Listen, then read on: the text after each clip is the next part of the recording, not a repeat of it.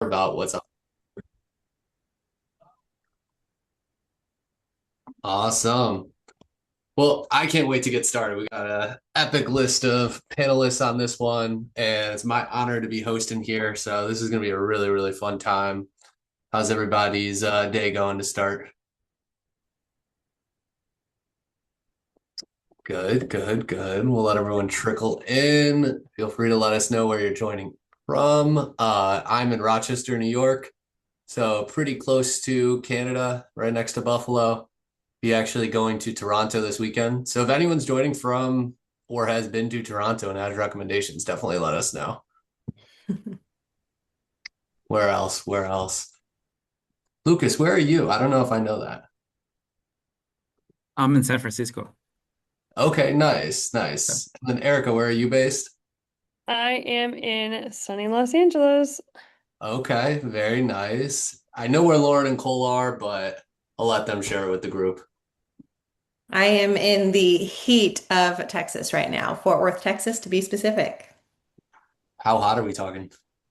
108, 110. Oh Plus, my. the key is though, plus humidity is where Oh it really gets no. sticky, no pun intended. It is the heat plus humidity. Okay. Well, I don't want to look at your air conditioning bill this month. I'm sure it's through the roof. Cole, how hot is it near you? I'm in Raleigh. I know that humidity, but I walked outside today and I smelled fall for the first time. And it's Okay, like only nice. a high of 84 today, and it was beautiful. And yeah, it's Oh, coming. the jealousy. I'm burning an apple like fall candle in an effort to Channel it. encourage fall to come to Texas. I, Yes. 84 being fall is interesting for me. That's Rochester summer. Yeah. We're in the Well, 60s. I got like the little I'm transitioning my wardrobe into more of the fall stuff. All right. Well, we're gonna have plenty of time to banter and learn about our hosts. But we're gonna dive right in here. We're gonna be talking to you about a lot of different things across the world that really is TikTok and the growth opportunities that it presents for brands really of all sizes. I think one thing just for me personally that always sticks out when thinking about TikTok is just the evolution that it's gone through. Thinking back 3, 4 years ago, what the platform has to offer today, it's really a night and day difference. Everything from TikTok Shop to affiliates to TikTok for Business and the solutions there, and then how those worlds have really all merged.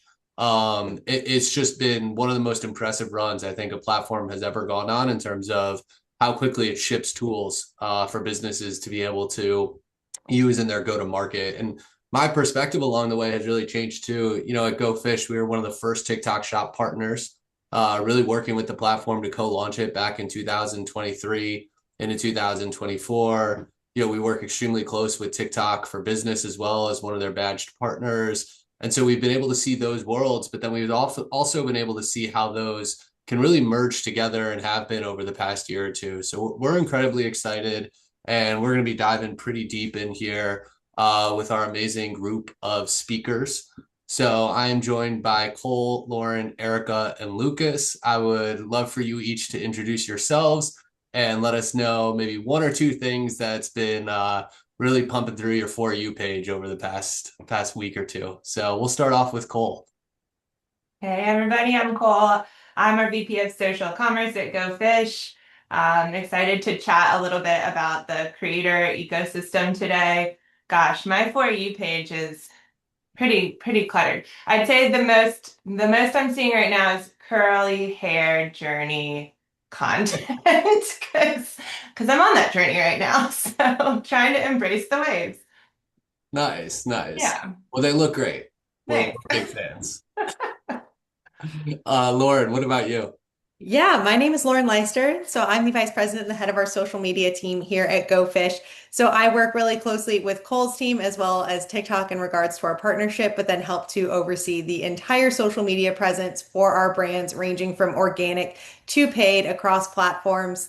And as for what is on my TikTok For You page, if you were here a second ago, we were just talking about Halloween, or fall, and I am in the Halloween vibe. I am also the mom to a 3.5-year-old. So I am actually filled with like Halloween arts and crafts because clearly I engaged a few times. And so now I am stockpiling our activity list to kick off spooky season. Nice. So we'll have Yeah. to, you're probably seeing it yourself. The Willow spooky bundle comes to mind hearing that. Yes. Awesome.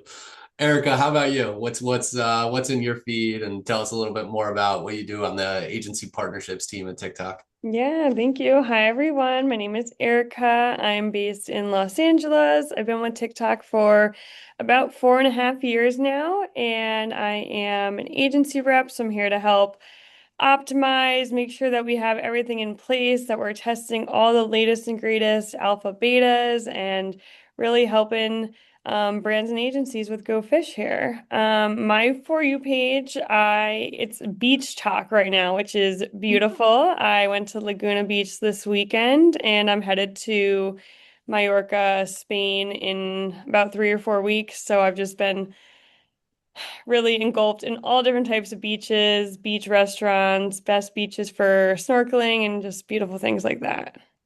Nice. Well, we know you work extremely hard there. We appreciate all you do for our team. So definitely, well-deserved trip coming up, and hope you enjoy the beach. Yeah, thank you guys. Excited to kick it off today. Definitely. And then Lucas, really thrilled to have you here as well. Please introduce yourself, and can't wait to hear about what's on your For You page. Perfect. Thank you, Ethan. And hi, everyone. It's a pleasure to be here with the Go Fish team as well. My name is Lucas. I'm based in San Francisco, as I mentioned. I've joined TikTok 2 years ago, and I'm currently working as a product strategy operations, focusing on shop ads. So working very closely with Erica and other agency reps, as well as the product team, to bring the best, and also like learning a little bit of like what is working well and what things can be optimized and improved. And I'm happy to be here to discuss a little bit more in terms of what we have to offer. Awesome. Well, I'm really looking forward to it. Obviously, Shop Ads has evolved so much, but I know that, there are some really exciting things coming. And so I'm excited to test those out with the team and hear more about your perspective on them. Perfect. And for the For You, I think what I'm getting is like the healthy snacks. I'm in this like habit now to kind of get a little bit healthier. So I'm getting like, a Okay. lot of these healthy snacks as well as some sauces that I'm trying to kind of make myself. So just learning how to make some chili oil and things like that. Nice. Are you ordering anything, food and beverage, from the TikTok shop? I ordered like the chili oil, like the crunchy one, Okay, with the nice. garlic. Yes. That one's like Yep. delicious. Yeah, I'm a big fan of chili oil, especially on eggs, actually. That's like Yes. yeah, with like a little avocado toast. Ooh, yes. All right. Well, and then real quick, my For You page is probably a lot of toddlers and Toronto right now because we have a trip coming up there this weekend. So I'm always searching for the best restaurants and things to do and things to do with kids. So I got the teas covered. But we do want to toss it over to everyone joining us from wherever you might be and see just what's on your For You page. I think TikTok is so unique in that it's really a discovery interest first platform. And so the experience on it is so different than any others. So definitely let us know if it's book talk, skincare, DIY, home cooking, true crime. For me, it's kind of like a combination of those things, but it's also very like what I have going on in my life and reflective of that. So, I think you probably heard a few different things from all the different panelists that cover these grounds. So definitely let us know. And then we'll get into a nice video that Erica and the TikTok for Business team put together, just talking over some of the things that TikTok can do for your brand as a nice little intro. And then Erica will really take us through a very detailed section talking about what's new, what brands need to know. I know, Lucas, you'll be involved in this too. So we're really excited to get that inside scoop on new releases and platform priorities for the ever-changing consumers, which of course creates opportunities for our brands and the clients that we work with and anyone really joining on this webinar.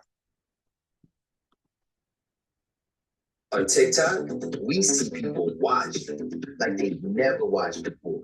When they watch, they discover all the things they love. Nothing in the world we love. What they love, what they want. Now, when you're on TikTok, you become part of that magic. So what you waiting for? Be watched, be loved, be wanted. TikTok for business. Watch, love, walk. That's awesome. I think one of the things that stood out to me there is just how when you're on TikTok, you really feel a part of the communities that you're involved in, as opposed to, I think, some other platforms where you kind of feel like it's just you and the platform. There's really a strong sense of community there.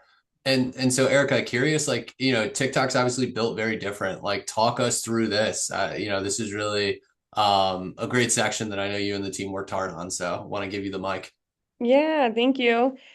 Thanks, everyone. So yeah, I mean, TikTok, there's so many communities, there's so many different subcultures that you could really find within here to find kind of your niche as a user. And that is really great for brands as well to find their pocket of consumers and loyal, followers.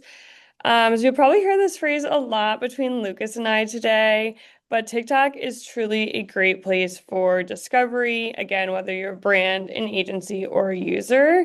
And we're kind of doing things differently.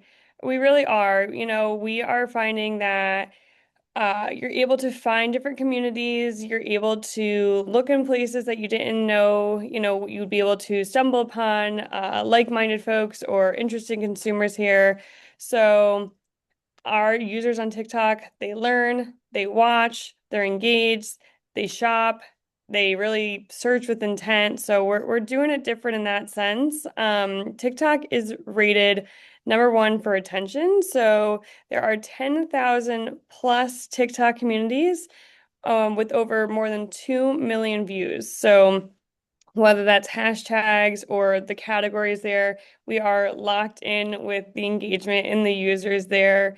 So it's not just a platform for kind of watching, but it's got the engagement, it's got the momentum, it has the people wanting to take a deeper look and keep researching it and keep being a part of whatever relevant interest they have. So that's a great place for brands to be able to connect, use their voice, tell their story, and really get in with the crowd. So excited to dive in today about how we're making that journey easy for you guys and how we want to just not make it complicated and really be able to make it an approachable, usable, fun, successful app. Awesome. Well, let's do it because it really does have so much to offer here from, again, community creators. Search is my personal favorite because I'm always using it for search. And I think the key takeaway with that is for brands, right? The opportunity, I think, to go full funnel here, which is I know something that, Lauren and the team are constantly preaching to us. But Erica, really excited for you and Lucas to kind of talk us through how brands can take advantage of really the full funnel opportunity that really is TikTok and at each stage. So yeah, let me know. Should we keep it going? Yeah, let's do it. Yeah. TikTok, some people think it's only upper funnel, some people think it's only lower funnel, but we are very uniquely positioned to be a full funnel solution for you. It's how people consume on the content. Our workflow here is just a good way to activate. So kind of just understanding the experience. I imagine most folks on this call have the app, are scrolling on TikTok. We didn't ask for your screen time earlier just for the what's on your For You page, but it is a place to captivate the audience. So we start with the discovery. 68% of people agree that TikTok feels unique because of the For You page and how it services different products that they didn't know about, that they didn't know they needed. That is going to be incremental reach for a brand, touching that new audience, having them feel intrigued. So once we do get those discovery folks on top of funnel, we really hold their attention. As I said, we are a very engaged app. We have great brand loyalty. Users always want to follow the brand, message the brand, do try-ons with the brand. So users are 20% more likely to solely focus on TikTok while using it compared to other platforms. So they're less interrupted, they're less distracted, they are captivated, they're in it, which is where brands can really get their story across. So every video, organic or paid, really counts for hitting that reach and hitting those new demos. And from there, keeping it in the full funnel, we are here to help with participation. So if you have the more entertaining ads on TikTok, they are 3.3 times more likely to drive clicks and engagements. So people are not, again, passively scrolling, they are locked into those videos. And then finally, once they've like learned about it, once they feel excited about the brand or the product or the story behind it, we really have a short distance to purchase. So it's easier for folks to be able to just buy on TikTok or through TikTok linking out to web. And with that, people are 1.2 times more likely to skip through the funnel entirely after they discover it and just immediately buy off of TikTok. So it's great turnaround, great way to see those conversions, and again, replenishing that pool of people through a full funnel initiative is going to help the brand just take off even more. Yeah, what's really interesting to me there too is like seeing it on the screen here, right? Going from discovery to shopping, right? It really provides that full funnel experience. But I think that's different than the traditional full funnel experience that a lot of people probably correlate in their head, going back 5, 6, 7 years ago. I feel like TikTok sort of created a new funnel, but introduced this full funnel experience for users. And I think the inclination over a lot of brands in the past 2 to 3 years has really been to index then on performance. But I'm curious if that's what you're seeing, like, a performance driven 100% strategy, or do you see a little bit more of a combination of both? I definitely think a combination of both is going to help. Even if you allocate 15-20% of your budget to top of funnel or mid funnel, it's really going to help replenish, get the new audience in there and create a new buzz and get that new eyes on your product. I think, we're all looking for sales and we definitely have great solutions and products for that, but it helps to have that full flow. And what we're looking at here is a great example. This kind of flywheel is not just performance only. We do need to have, again, that discovery, one of our favorite words, but the discovery really does happen every day. It is a way to have people increase consideration for your brand. You're able to put the ads in front of a very relevant audience, people with high purchase intent, people that are interested in your product or the community within the product where it lands. And as I was kind of saying with our engagement, we see a lot of folks, again, if you are on the app and enjoy, spending your time there, you can see people are posting unboxings, they're posting reviews, they're looking up the brand or following the brand after they see the product through a creator's piece of content. So it's a good way to get that conversation going by adding top of funnel or mid funnel. Look, that's great. Lauren, what are your thoughts on that? Like, how do you see it sort of being implemented, I think, throughout different campaigns and really like, brands coming on board here and their starting place, but then also all the different things that TikTok has to offer. Yeah, and I was going to say, and jumping in, yeah, 'cause to your point, it is really great to take a step back, right, and kind of look at things holistically. And so I'm sure there's probably some brands in the room, right, who are sitting here thinking like, well, maybe, paid social efforts as a whole have flattened or they've plateaued. Why is TikTok going to be any different, right? What can we do here that we can't do elsewhere? And really, that is what's so exciting about TikTok is that there is a lot of opportunity here, and I don't think that is going to be a TikTok problem. Often what you're seeing on other platforms might actually be more of an audience overlap problem. So this is a really great Venn diagram here just to show kind of where shoppers are at, right? And the fact that you've got your e-commerce shoppers and your TikTok shoppers, and there's actually not a whole lot of overlap, right? There's only an overlap of less than 5%. So that means 95% of people that are TikTok shop purchasers, you're not necessarily reaching them with your current media mix if you are not investing on TikTok. So I think for brands that are maybe hesitant to expand or diversify their investment, maybe because they have, again, hit some stagnation elsewhere, I would really push back on that. And instead, you don't need a complete overhaul. You don't need a completely new strategy. This may be as simple as you need a new audience and a new way of speaking to them, which TikTok really does provide both of those opportunities. So we don't want to necessarily look at this as TikTok is meant to compete with their traditional media mix. But the fact that is by not investing in TikTok, you're actually missing a huge chunk of opportunity there. Yeah, that makes perfect sense to me. I mean, we've seen that in data too, and we've kind of correlated different audiences across the board for some of our highest spenders.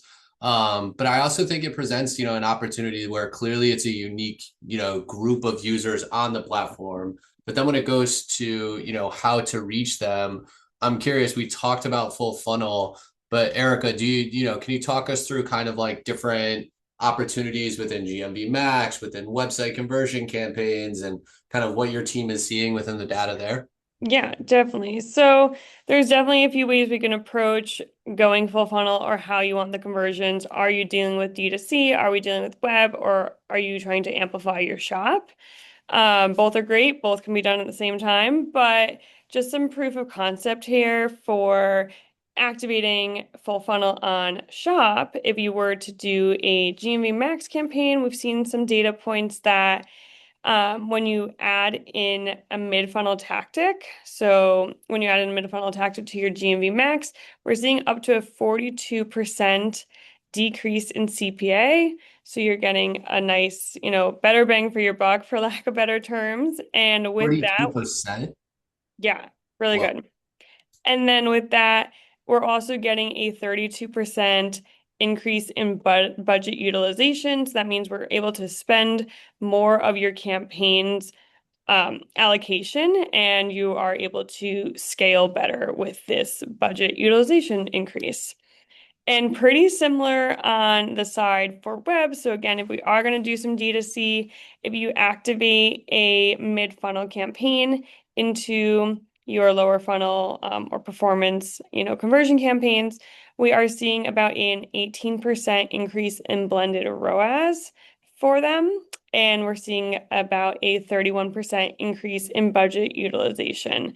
So it is a great efficiency engine that we have to be able to get those people to convert and improve the overall performance. So if you want the existing, lower funnel campaigns to do well, we figure out the budget allocation for the upper funnel investments. I think you hit on a few things there that really stuck out to me. I think a lot of the time people consider, diversification across brand and performance and more full funnel as an extra cost layer, but it seems like based off this data, it's really driving efficiency of spend across the board. Yeah, absolutely. It is helping just being able to scale and spend the money wiser. Yeah, and who doesn't want that when they're putting together their marketing plans?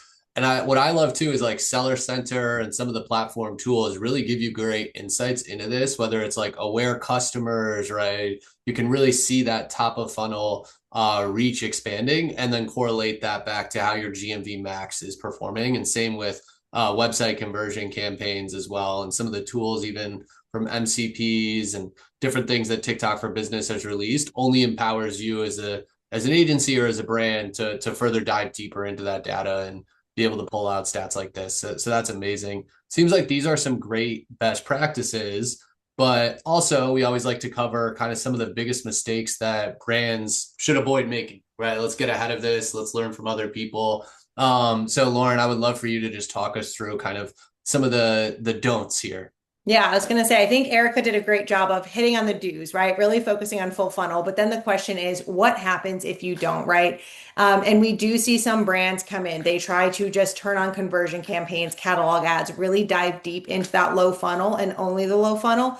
And it's actually going to end up costing them money in the long, right? You are going to run into issues where you're going to see higher acquisition costs, right? One of my favorite Go fish pun sayings is that we need to make sure that we're stocking the pond from which we're fishing from, right? You cannot continually just fish from the same pond over and over again and not expect that diminishing return. You want to make sure that you're taking the time and the efforts to build that demand and focus on those demand generation efforts so that you have an opportunity for your demand capture and those low funnel efforts to continue to push, to continue to grow, and to continue to maintain that efficiency through that growth, right? So we want to make sure that we are not relying on these low funnel tools that, Erica and Lucas are going to walk us through here. We don't want to focus on them to carry the role of both demand creation and demand capture.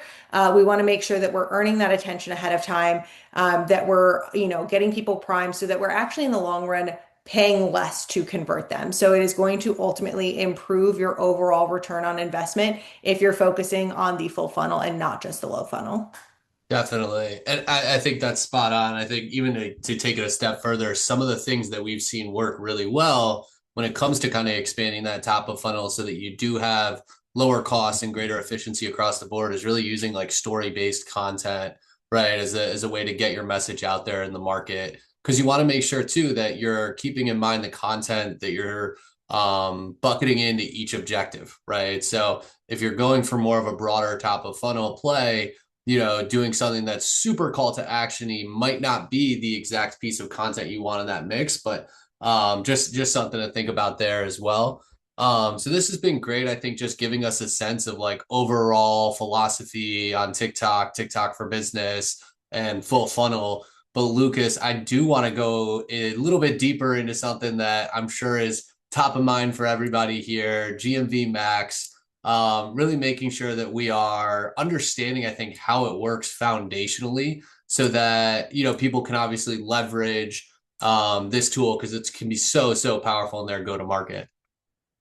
Yes, thank you so much. Happy to walk through. So, quick overview in terms of GMV Max. So, GMV Max is TikTok Shop ad solution, and this is like an AI-powered solution that is designed to maximize GMV or sales for the brands. And I think what is unique about this is that it leveraged like a holistic approach across like the paid traffic, but also from organic as well as the affiliate. And I think this is like linked to our conversation so far in terms of like how the full funnel approach is also important to help the conversions and also the cost structure for the lower funnel. Because if we think about like the organic piece, is definitely like something that will be enabled and help and supported by these top of funnel strategy.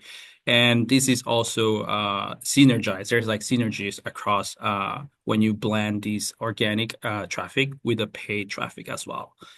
So this is like a quick overview on how we have been GMV Max has been designed, and this is to unlock the full power of the campaigns across all the inventories within TikTok Shop and the app. So you see here in the left side, like the TikTok Shop organic format. So we have like all these formats where the solution, the GMV Max solution, will be able to leverage through, as well as in the right-hand side, all the paid formats as you want to like, promote a video shopping or a live, or even like just like the product shop ads in the cards. And you see that creative affiliates is like across all of these. So because like we understand that it's not only like one unique let's say traffic where you have as a lever to enable a GMV, it's mostly like across all these three areas. That's where GMV Max solution is designed to. And why this matters because we see that there is an incremental GMV uplift when advertisers are using this solution. So we see this as a very impactful tool for any advertising looking to scale. Um, so that is a quick overview. We have a couple like things coming up. So Ethan, you mentioned a little bit earlier. So definitely like there is a new evolution of GMV Max that we are having like called GMV Max Pro. Is something that is coming up, but it's this with this intention of like not only looking into the ads, but also like looking at other levers that are partners and sellers also like use to scale, looking into coupon, affiliate, as well as the platform side. So that is like will be more of a holistic approach that we are looking to enable with GMV Max Pro. Awesome. Really excited to check out GMV Max Pro. And then Erica, I know you have some solutions that you're going to be talking to us as well around, I think, Smart Plus and some catalog ads as well.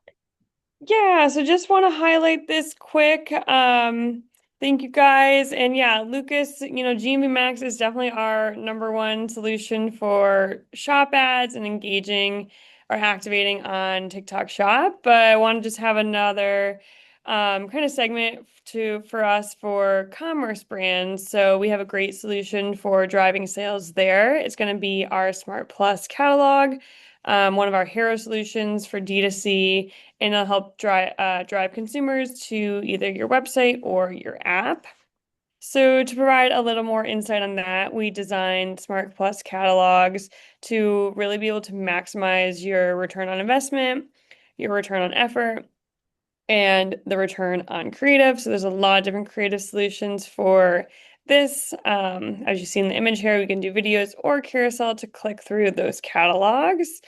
But I really want to draw attention quick to the return on investment. We're seeing a 1.7 times stronger incremental ROAS from catalog ads compared to the more manually created ads. And that is going to be a great way to help you really invest and have more performance behind getting those sales in. So a new ad format to look at, and just definitely consider this more shoppable format if you are looking to expand on e-com. Yeah, I love this. The way the products pop out, it just makes you want to click them, but it also feels super, super native. So no shocker there why it's performing so well. Yeah. Cool. Well, we're going to take a quick poll break. We just want to understand what's your current monthly spend on the platform. If you're net new, if you're currently spending on TikTok, right? Maybe you've seen some of the results through some of these tools and you're allocating budget accordingly and scaling that up. And maybe there's some stuff you're doing here, but there's some new opportunities for you to spend in different places as well. So you should see the poll on the screen. Definitely fill that out, and it'll just help us guide you through the next section where we'll hand it off to Lauren and Cole, who are going to talk us through more of the growth framework that we see working extremely well at the agency side too. So Lauren, can you talk us through this?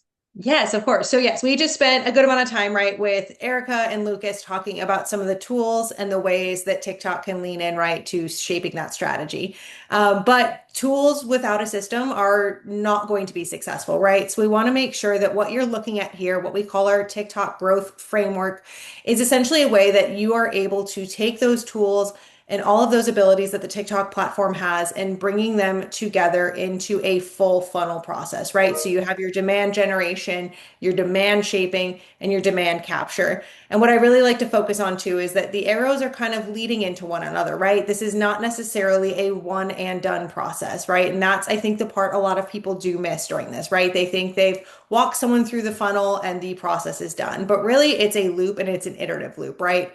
So you are going to have your demand generation, right? That is going to feed into shaping, that is going to feed into capture. But then what capture is going to teach you and the results that you get from that is going to be what feeds right back into what we generate next to help essentially kind of fuel the next iteration of that demand generation. So we want to make sure that every dollar we're spending is ultimately making the next dollar upstream smarter. And so what I wanted to take a moment is how does Go Fish layer on top of this, right? And where do we really love to partner with our brands to make sure that this is coming to life, right? So we have the framework that we just talked about, right? That full funnel framework. And here's what it actually then looks like when you partner with someone like Go Fish, that we're able to run it and we're able to look at it stage by stage. And with that, I want to be, obviously honest, kind of what we're talking about. You cannot just turn on the tools alone without a strategy. You don't want to dive just right into the low funnel and think that you're able to kind of have this long-term sustainable growth. You're going to run into diminishing returns. And so what we want to do is really talk about how adding on a strategic partner like GoFish is able to really, again, help you understand that iterative process and really help to understand how do the results from each of those phases, the generation, the demand shaping, the demand capture, how do those feed back into everything that we do? And so that's what I'm really excited to talk about in these next few sections here is how we take all of that information, how do we layer on top of the tools that TikTok has to make sure that they are bettering your brand, getting you better information, and allowing us to produce a better creative and make better media decisions. Definitely. And then, with those tools and that framework, I know Cole, you've harped on this a lot with our team as well, because obviously the content that the creators that the brand is creating, right, can be hit or miss. So I'm curious how our team is sort of shaping that journey in the eye of the consumer, because at the end of the day, it's all about that person on the other end of the screen.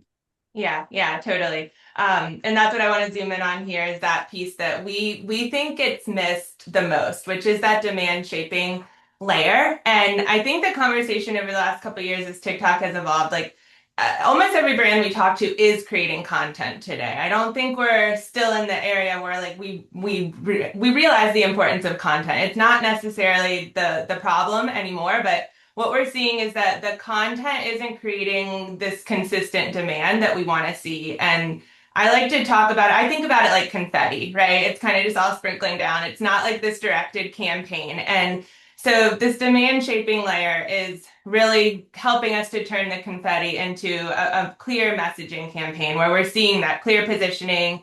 repeatable messaging, consistent creative themes, and we're really building that layer of audience education along the way.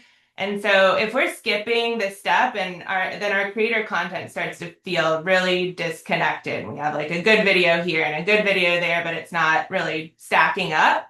So on the right side of the screen, we're just showing how like that creator content, your paid, your CRM, Amazon, it's all there to reinforce the same story. So that's the game here. That's the strategy. We want it to be integrated. Well, I think that's spot on because I talking with a lot of brands, it feels like sometimes affiliate or creator can be a little bit like the wild, wild west. Like they feel like they're just sort of sending samples and don't really know what content they're getting back. And I know I've seen that when auditing accounts before. So talk us through how you kind of guide that with affiliates. Yeah, it does kind of show up the most painfully in our affiliate programs, like saying that with love. We've seen a lot of brands like make this exact mistake even though the intention was there and it was in the right direction, but a lot of affiliate programs are trying to scale the creator volume before they've really like spent the time to shape the messaging. And so more creators and more videos, that's before we've agreed on what the story even is not the direction we want to go. And when that happens, we're leaving our creators guessing, and they're guessing on everything, what matters, what angle to take, the messaging that's going to convert or reinforce the brand story. And they're doing their best, but they're kind of improvising blind here. So that's where we're getting that inconsistent positioning and weak conversion and fragmented signals, slower learning, because we can't learn from that.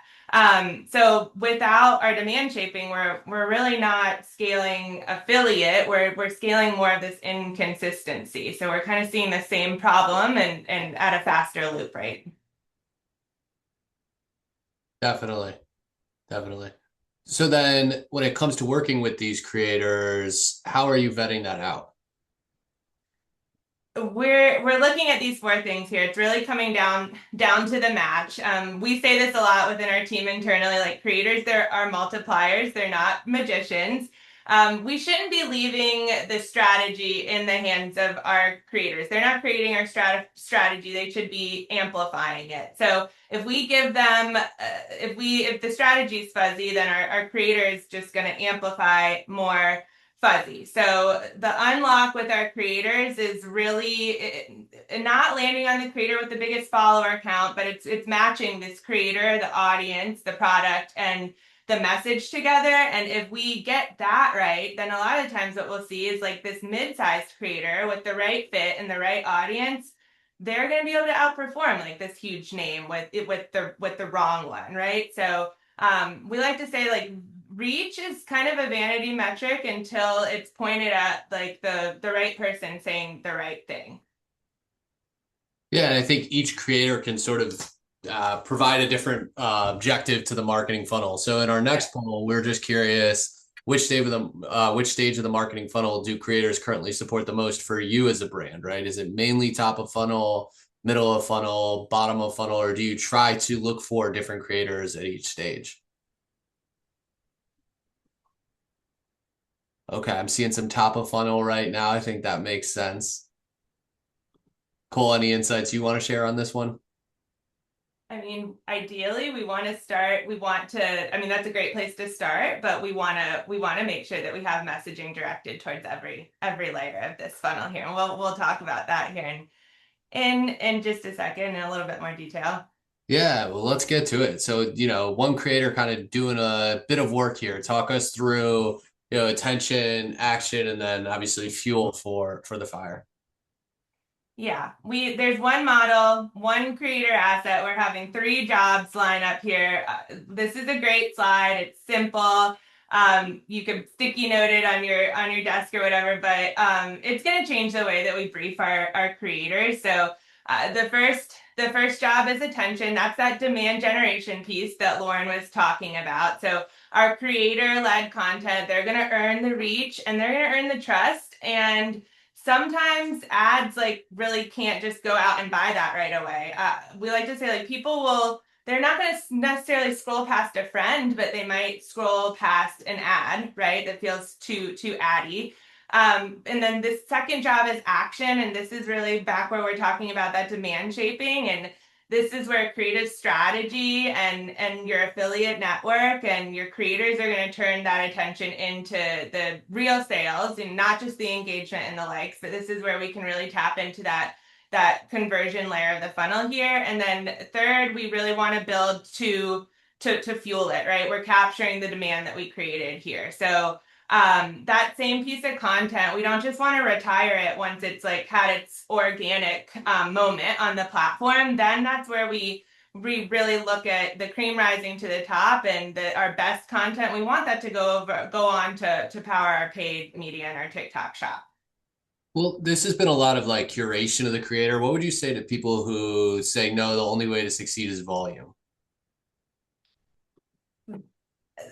You're missing out on that. You're missing out on that true creative strategy and the creator persona. You're gonna start. That's where we go back to kind of really scaling that inconsistency. I think we want to get a bit of volume on the platform. We need to reiterate that, but we want to do it in a curated way. We want to do it in a vetted way. So looking here, this is how we do scale volume without just like losing our investment completely to sampling. And we see this a lot too. We're just gonna start somewhere. You do need to start with sampling, but like let's back in and really vet our creators and do this in a curated way. So we really believe in starting with more of a controlled UGC seeding approach where we're carefully selecting these creators.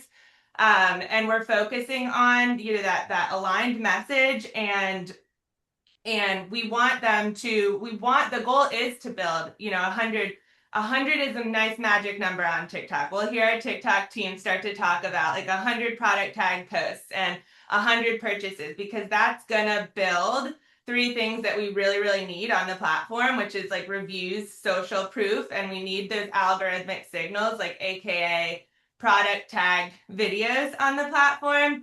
And from there, like that's when we really want to start to identify our winners. And again, this isn't like who has the most followers. This is who's really converting. And if we follow this down from that demand shaping layer to conversion, then we're gonna really quickly be able to see like what top 10 to 20% of our creators are converting and what hooks are working and what formats are winning and then we've really built this system and this momentum and we're still playing a little bit of the volume game but we're doing it in a smart strategic way and we're being careful about our sampling investment. Awesome. Well, and that probably makes for a more strategic paid strategy, I'm sure. Lauren, can you talk us through that element of this? Exactly. And I think Cole really hit the nail on the head, right, when she was just talking about the fact that really great content does not retire after it's done its first job organically, right, or from an organic perspective. It is going to become that fuel portion, right? It is going to become the creative that is going to fuel your paid media. And it's going to be the proof that does it, right? So that good content that you're getting from that demand shaping that you're working with your creators to get that is not going to get replaced by paid media. If anything, it is going to get promoted to paid media, and it is going to be the creative that we find work that we unlock and amplify via those paid media dollars. So that's what we're really going to dive into next here. Awesome. Talk us through it. Yeah, so perfect. I would say this is the question I think every brand ultimately asks, right? As we're sitting here, we're talking about TikTok. I know from the poll results, either a lot of the brands that are on today with us are either not investing or maybe are investing at a small level. So the question is, how do we bring this to life? How do we sequence this out? And so let's just dive right into it, right? Phase one is going to be that branded content plus paid capture. We're going to be proving the offer before we spend a whole lot of money really chasing that reach, right? We want to make sure that what we're doing is working, we're unlocking the formula, and we're seeing where those initial results are going to come from. Phase two is where we're really going to start to see that creator affiliate come in, right? So exactly what we're talking about with the branded content. Cole was talking about that UGC, that controlled seed. This is now where we're going to start focusing a little bit more on that creator affiliate. We're going to layer in that content volume that comes from creators now that the demand has already been shaped. And then phase three is ultimately where we start to focus on expanding into that full funnel, right? So this is where we're going to bring top of funnel paid media through. We're going to focus on retail sell through. And essentially what we're going to do is really unlock things now that we've already proven how we convert. It's going to really open up and become that flywheel that we want to see it to be.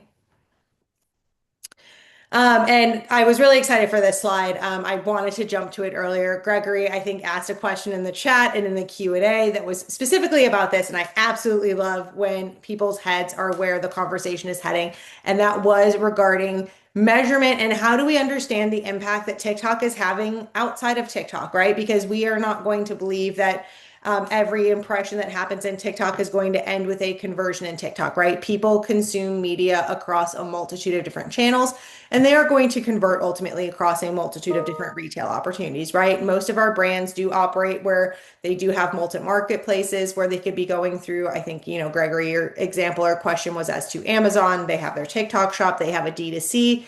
They may even have a brick and mortar presence, right? And so the question is then, how do we enter a way in which we can bring a sophisticated level of measurement to what our investment on TikTok is doing, not just within the TikTok ecosystem, but then outside of that.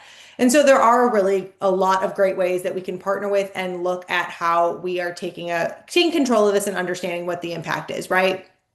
So you are able to do things like branded search lifts, right? You've got your Google Seller Center in which you can push through and see if there is kind of a pre-post lift in branded search content. So if you are seeing if your media investment efforts are having an impact elsewhere. We can start to look at things like incrementality testing through geo holdouts or more tools like MTAs or MMMs. But maybe even if your volume is not enough to sustain a full-fledged MMM, what we can do is, take a look at a control set and a test set of geos that are behaving similarly. And in one, we have that TikTok spend amplified, and in one, it's either zeroed out or pulled back. And we can then compare what that differential impact is on your other sales channels so that we can understand exactly that. What halo effect is TikTok having on your other revenue streams? And then obviously, too, there's a lot of other functionalities. You can check, your Amazon data to see what's coming through. We've got some other tools that we can do. But yes, all in all, that being said, I think that was an incredibly great question and really does frame how we want to look at things, is to make sure that we are never measuring any one channel. And this is me putting my, multi-channel social hat on of we are never going to judge any one platform based on its strict in-platform impact, but instead we're going to be looking at a brand's investment as a whole that is then going to be measured against their business output as a whole, because we want to make sure that what we're doing is in service of the entire business and not in service of just a single metric and a single platform that may not tell the whole story of what it's actually doing for the brand.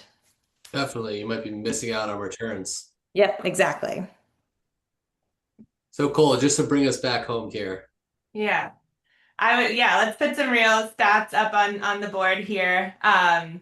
So we can kind of not be all trust the process here and show some numbers. So try to pull together, these are anonymized, but real brands that we work with, real stats here, and really try to just bucket these to really align up with these three phases that we talked about today, and different examples of like the same process at work, but different types of brands and different results. So on the left side of the screen, we're looking at a baby brand. This is a very like high trust category, right? We're dealing with parents who are understandably cautious.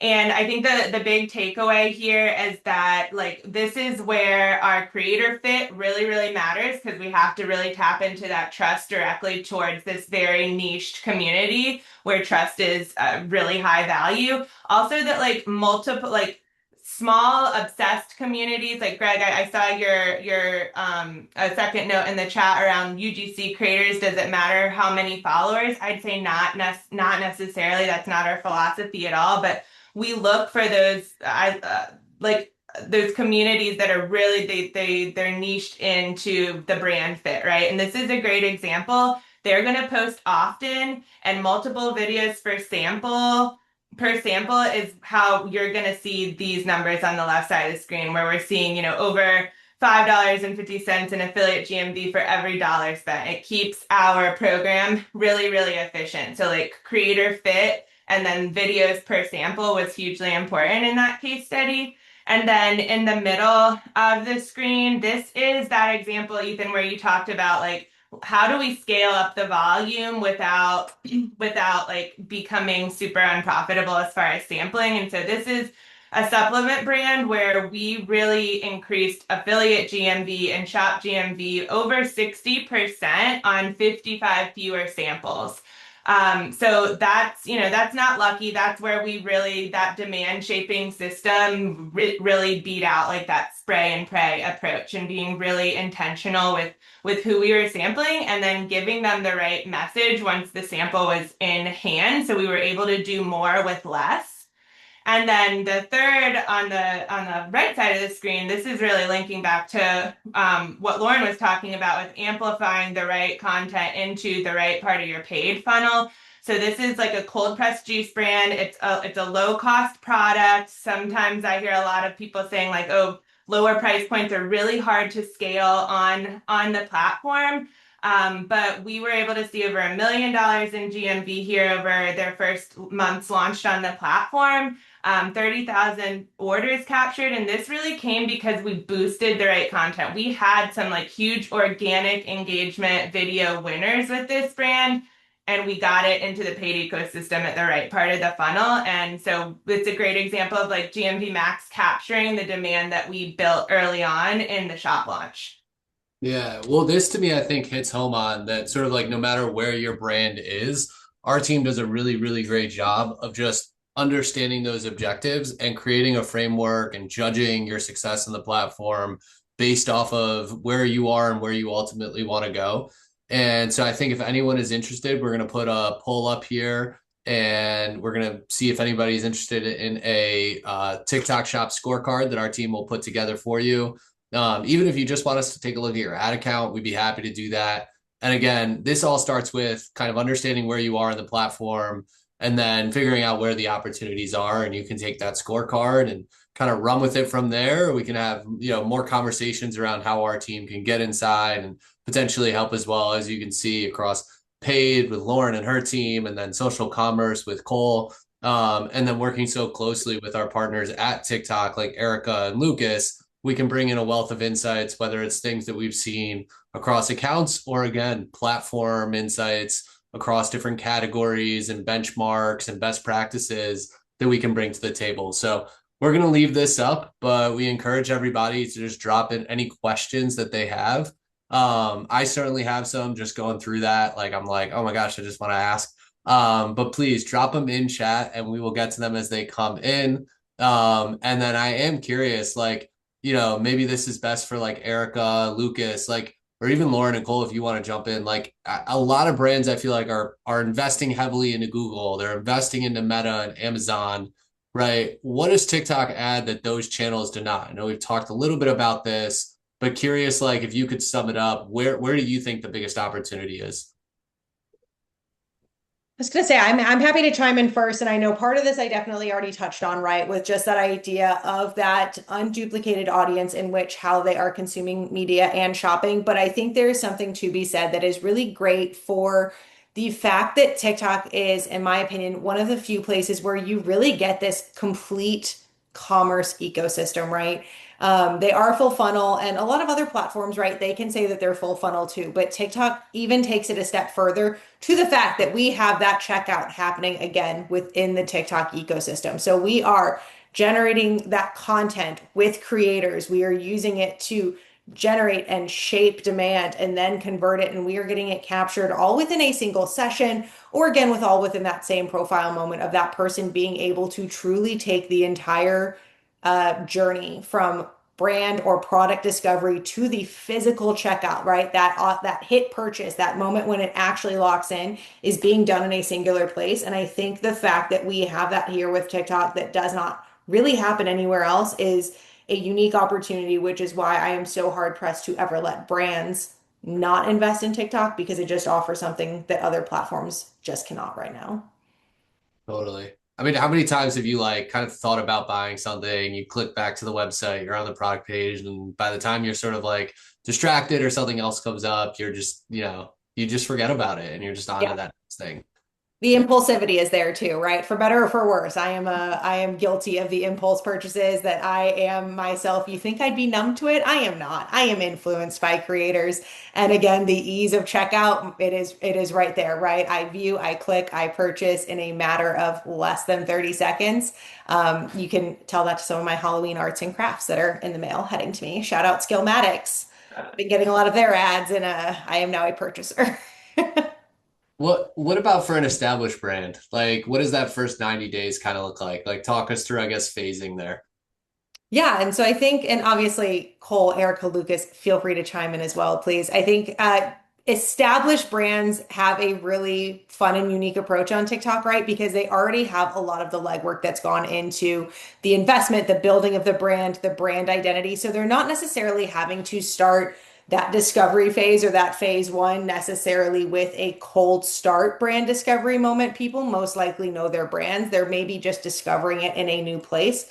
So it really is an adaptation of the creative and of the content and how we're speaking to brands into getting it to fit on the platform, right? Because TikTok very much is its own unique creative output that is necessary, right? Which is why I think creators are such a huge hit on the platform as well.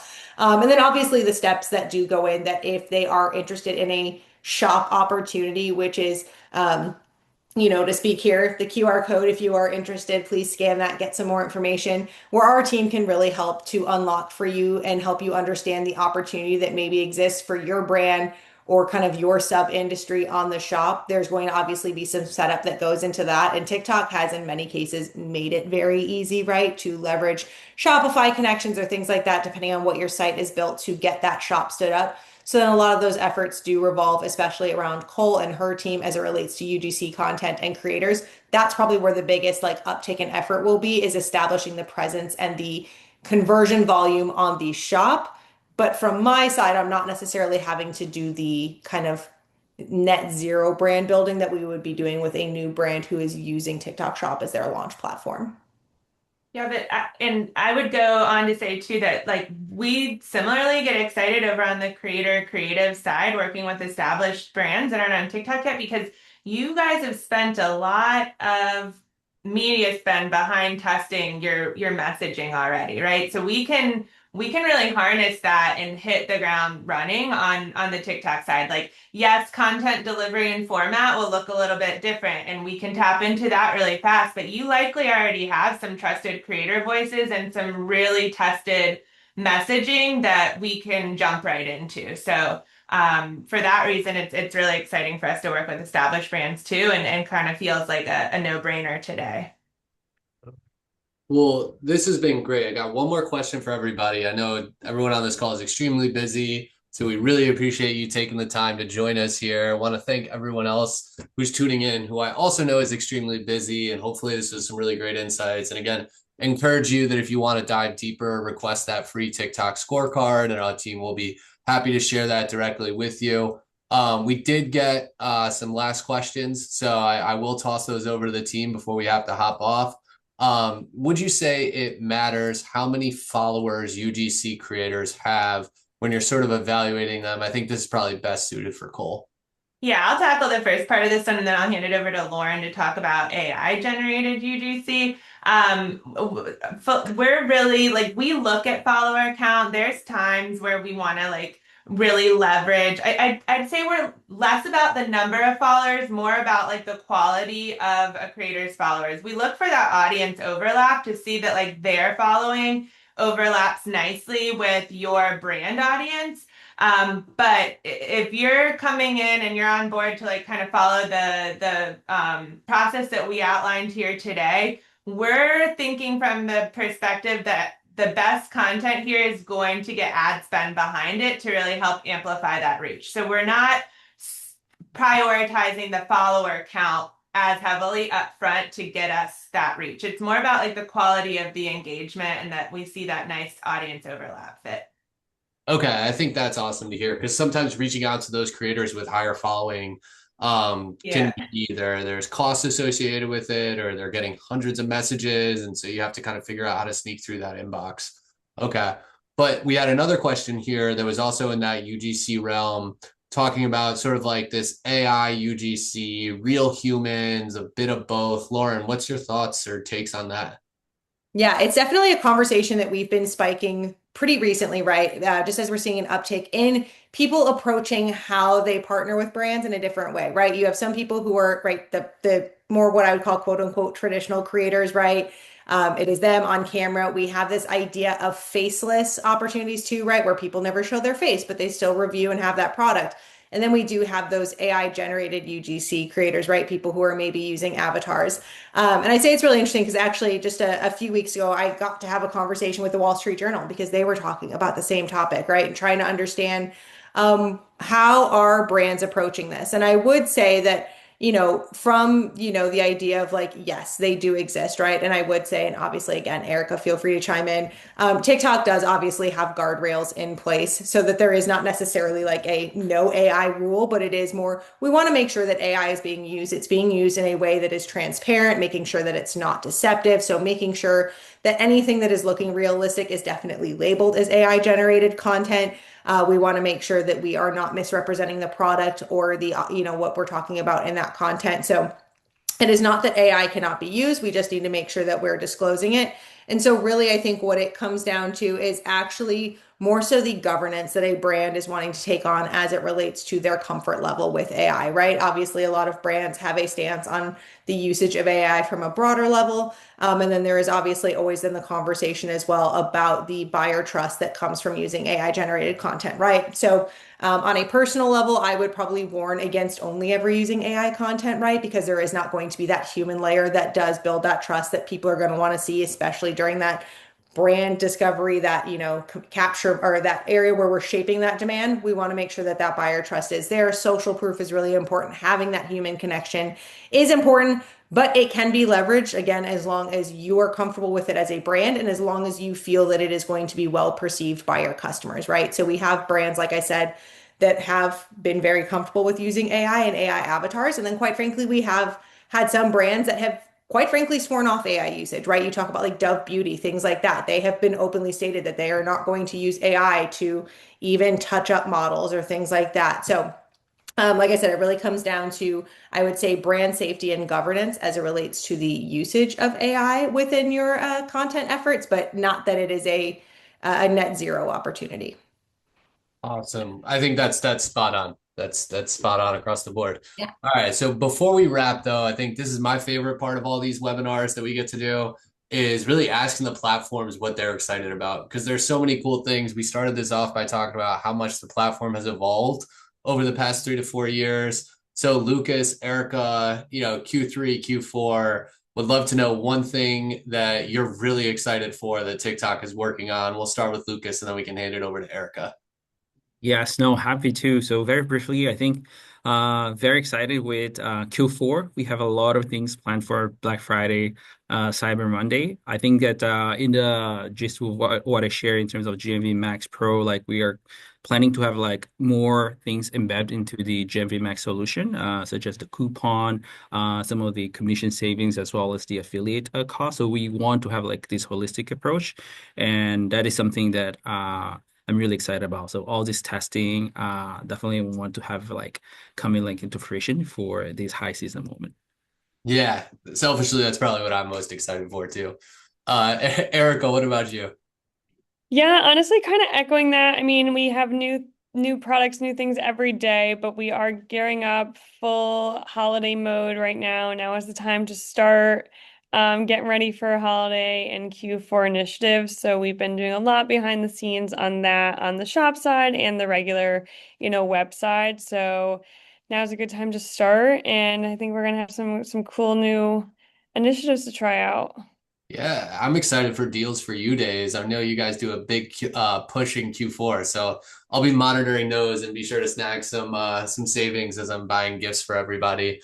Actually, just kidding. My wife does all the gift buying in our family, so we'll let her handle that. She does a great job. Really appreciate everybody joining. Great questions. Thank you again to all of our listeners for tuning in. Lucas, Erica, really grateful to have you and TikTok as partners at Go Fish. So really appreciate you taking time out of your day to share some words of wisdom with our audience. Cole, Lauren, you guys are awesome. The way you sort of just navigate in your own domains across paid and social commerce, but then really weave them together for an integrated service is something that I just love learning more about and sharing with our audience. So thank you to our panelists. Thank you to our guests. We're going to wrap for today, but we look forward to the next one coming at you soon. So have a great one. And yeah, bye-bye, everybody. Bye, everyone. Thank you. Bye, guys.